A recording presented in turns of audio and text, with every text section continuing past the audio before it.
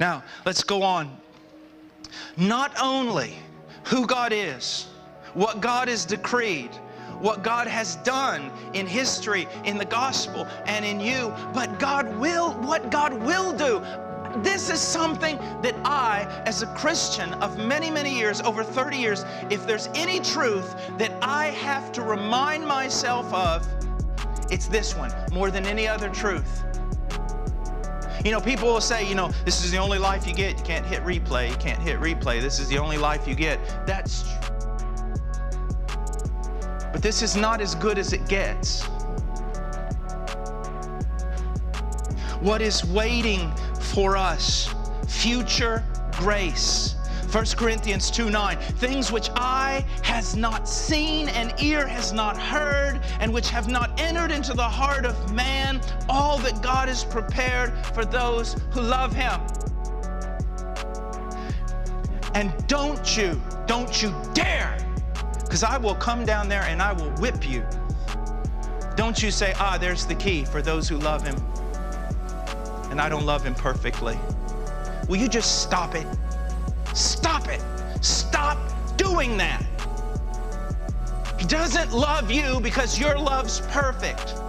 The tautology that we have in Deuteronomy chapter 7, where basically it's set before Israel. Israel, why do I love you? Okay, I'll give you the answer. Israel, I love you because I love you. And what he's saying, it came from me. It was my decision. I elected it. I decided it. I set my love on you. There it is. My love did not begin with you. It doesn't stand with you. It won't end with you. It began with me, stands with me, ends with me. I love you. But I don't deserve it. Would you shut up?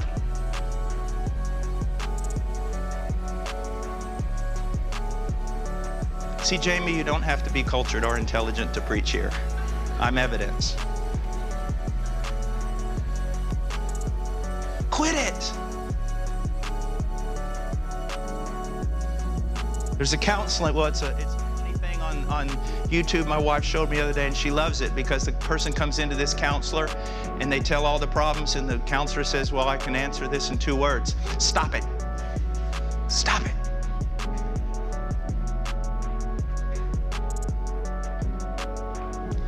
Ephesians 2:6 and 7.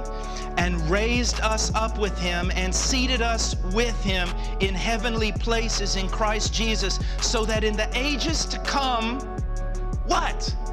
So that in the ages to come, you can have a little cabin on a hillside somewhere. No. So that on the ages to come, He might show the surpassing riches of His grace in kindness towards us in Christ Jesus. God has saved you in order to demonstrate to all creation, including principalities, powers,